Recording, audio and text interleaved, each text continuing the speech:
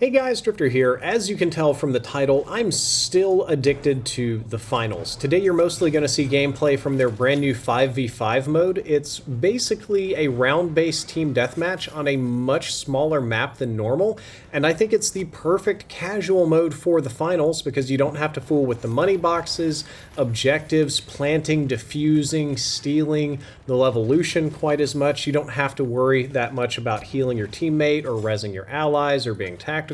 You can just load in with some friends, pick your favorite weapons, and go shoot people in the face, all on a close quarters map that is still entirely destructible.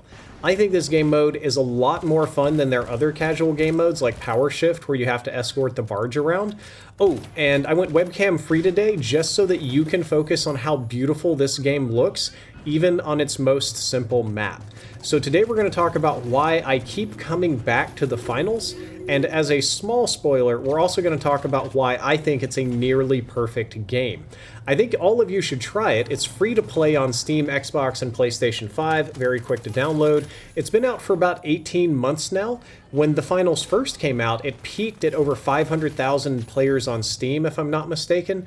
It did just absolutely gangbusters bananas crazy on its first launch month, but then rapidly fell off, and as of the time of recording this video, it's about 10 to 12,000 concurrent players online at any given time, probably about 100,000 over the course of the month. That's only on Steam. There's more people on console, but it has obviously fallen off, and the finals has seen its fair share of ups and downs. But the good news is that Embark Studios has said the player base is big enough to continue the game for several years, and if Arc Raiders is successful, that'll just be good for the studio as well.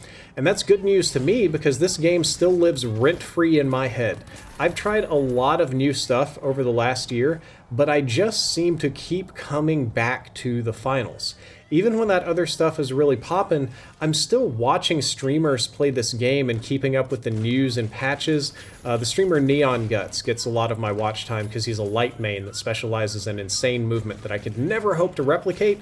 But without any further ado, let's dive into why I love this game so much. A lot of this is coming in just from my personal perspective, and it's like my third mini re-review or whatever, but I'm so excited to talk about it.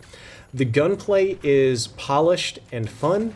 Every single weapon in the game has a unique personality and a specific use case. I'm trying to, for the purpose of this video, show you about a third of the weapons in the game, just the ones that I have unlocked, so you can see the tremendous amount of variety here. Every weapon is hit scan, as far as I'm aware, except for thrown projectiles like throwing knives and grenades and stuff like that. And the sniper rifle does have some bullet velocity, but it's extremely fast. It's like the HDR zone. It's like that 1200 meters per second in Warzone. Yes, you have to lead it, but it's only a tiny bit, and in most situations, sniping is just hit scan.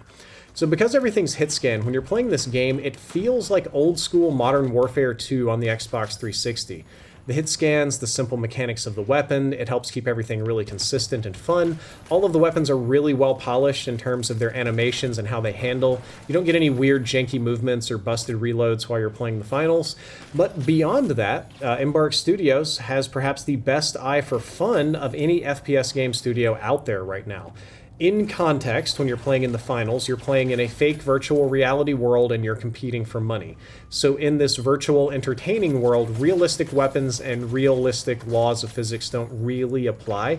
So you can use a pistol, or you can use throwing knives, or you could trade those throwing knives out for 90s mixtape CDs to just throw at people. The game has a lever-action repeating long rifle and a lever-action shotgun. You can hook people with a Japanese spear, fence using a rapier, or the medium class has akimbo swords that you can use to block bullets. The sniper rifle has an insanely quick aim-down sights time and is only available on the light class, so it is hilariously fun to try to quickscope people with it because you can get in and out so fast. It's like built for quickscoping, and it's really satisfying. The finals features plenty of thrown weapons, melee weapons, weapons that are extremely unrealistic but still fun, and the balance also feels good. They did a good job balancing the competitiveness and the fun aspect of the game, where everything can kill, it has a use, it has a scenario, it has a counter in a strong situation, etc., etc. A lot of the gun's skins are really nice too. Many of them will completely transform the weapon into something different. Like you can turn a grenade launcher into a potato launcher. You can turn your flamethrower into a Nerf Super Soaker. You can throw playing cards at people. Instead of you wielding a sword, you can just bonk people with a stick. Or instead of wielding your sledgehammer, it can be a guitar. Lots and lots of good choices here. The map destruction and levolution is on a completely different level from any other game. There isn't a game on the planet that competes with destructible maps in the same way the Finals does, and it's really the backbone of their technology, and what makes it incredible is that the thousands of pieces of debris that you see are all tracked by the server, and the server does the physics on them, so everybody's seeing the exact same destruction in real time. And the developers even made the map destruction a fundamental part of the game. If you're playing a standard game mode or doing objectives, then you're probably going to be making your own walls and shortcuts and tearing things down and blowing up the buildings, using the heavy to smash through the walls like the Kool-Aid Man, maybe tearing them down with a sledgehammer, or using the medium class to fully dematerialize the walls and make them disappear. There's no map and no round is ever going to play quite the same, because all the teams are going to destroy the maps in a different way each time. So it might be the same map, but it's going to look different and play different because you're constantly modifying the environment. This next section is probably where a lot of people are going to disagree with me, but I also really appreciate the movement in the Finals. It's very bouncy, it's very fast-paced, it's wildly unrealistic, but also extremely fun. There's no fall damage. Every class has its own advanced movement options, with light having the most and heavy having the least. By default, everybody can sprint, slide, use zip lines, and take advantage of an extremely generous mantling system. And to be clear with all of you watching this gameplay, I am a complete novice at the Finals, and the movement that you've seen me do so far out of my novice hands is very rudimentary. If you go watch a higher elo streamer, somebody that's really mastered some of these characters, it looks like they're playing on skateboards. And I'm very aware that a lot of gamers don't enjoy 3D movement or advanced movement type games. And I can also understand how that can be off-putting or annoying in certain circumstances. Like, yes, it's nice to take the high ground and not have people be able to zip up there instantly. Yes, it's nice to be able to try to chase down the guy carrying the objective and not have him zip all over the map. It's kind of like what I talked about with Warzone, but you have to build the movement around the game, and in the Finals, I think the movement makes perfect sense. But I also get how not everybody would like that. But my personal preference is the exact opposite. I love Unreal, Apex, Titanfall, Tribes, Quake, all that kind of fast, bouncy stuff. And the Finals gives me more of a sense of being fully in control of my movement than any other game that I'm currently playing. And when I get into the groove of things, I genuinely feel like I'm flying, and I love that sensation. Briefly, we'll say that the graphics are gorgeous, and the aesthetics complement them really well with those bold, strong colors, just like Marathon, but done better here. And the maps, for the most part, are no less gorgeous. Most of the maps, the one you've seen today is really simple looking. Like, a lot of the other ones are really, really beautiful. Today's is really, really simple. The Finals is a very good-looking game with a consistent art style, and it is surprisingly lightweight on your PC. So, as you can tell, the Finals is still checking a lot of boxes for me. As a matter of fact, it feels like a game that was built specifically for me, or at least the old me before my hands got so badly damaged. It is difficult to keep up and play this game. It does ask a lot of you. But I do love being able to load in, experience the beauty of the map, fly all over the place at 1,000,000 miles an hour, and kill people with fun weapons like CDs or swords or just a revolver or something like that. I feel like the game is really well balanced in such a way that even if you lose, you probably still had fun. Nobody likes losing, and there's a lot of games that are just no fun at all when you lose, but the Finals gives you plenty of opportunities to do fun stuff and make a few big plays every match, regardless of if you win or lose. Like, for example, if I lose a round of Team Deathmatch, that's not great, but if in the course of that I jump off a 4-story building and Kool-Aid Man slam into the ground as a heavy to completely crush a light player like a Goomba and send gold coins flying in all directions, that's a really satisfying feeling, and it more than compensates for the loss. So sure, maybe I lost a ranked game, but I also managed to commandeer the crane on the map and steer the wrecking ball into an objective and smash people's little base and kill a few people by knocking them off the map. That could be really fun.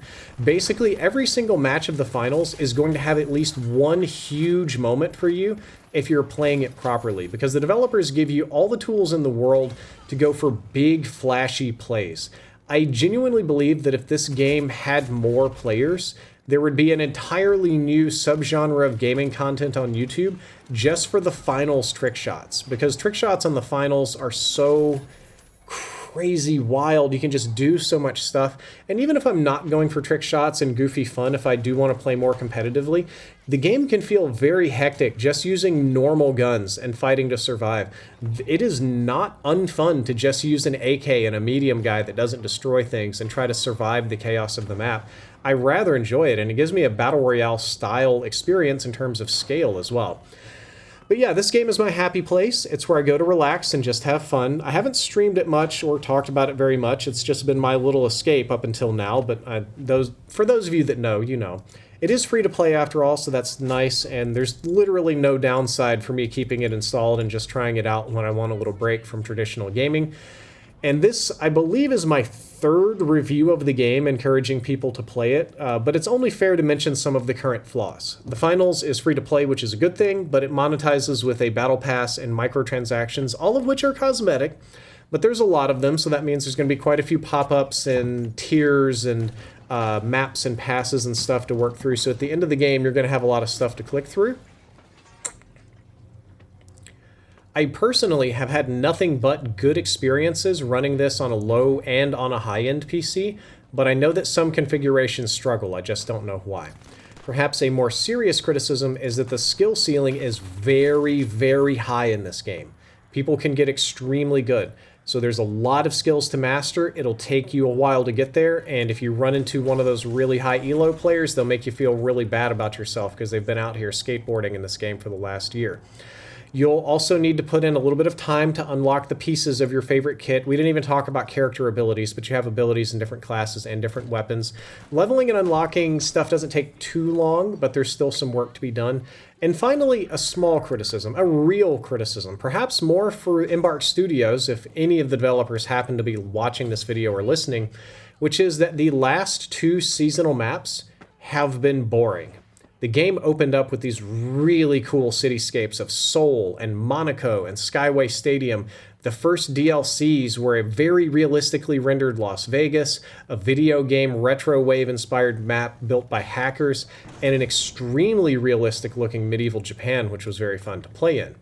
All of those maps are true works of art and just a joy to explore, but the more recent two maps, one of them is Mexico City, I think, and the other one, I don't even know what it is. They're a lot more generic, and they blend in with the original maps in a bad way. Instead of having that like realistic Kyoto castle, it's just those big white and red blocks and squares and blorbs and stuff, and they just didn't have quite the same personality that the others did, and they're not as fun to play on, sort of. They're not as good to look at, but I do think the developers discovered that making these super realistic maps led to weird gameplay, but making weird maps led to better optimized gameplay. Like, the new maps aren't as pretty to look at, but they're really well optimized for the gameplay of the game. The old maps are just trying to look realistic, and it leads, just due to the nature of the shape and the geometry of the buildings and stuff like that, it leads to some unusual gameplay moments. But they're all still good. A little bit of a mixed bag here, a little bit of downsides. But I really like this game. I'd encourage any of you to check it out. If you can get past the sort of bounciness of it, I think it's very satisfying. And if this video does well, or if enough of you like or comment or subscribe or whatever, I would gladly play more finals in the future. Please give me an excuse to get on the finals and play. I would really like that. So if you want that, leave a comment, leave a like, a little support, watch the video. Well, if you're here, you've already watched the video. But that's all for this video. I hope that you enjoyed it. I hope you learned something useful. If you did, don't forget to like, favorite, and subscribe. Drifter out.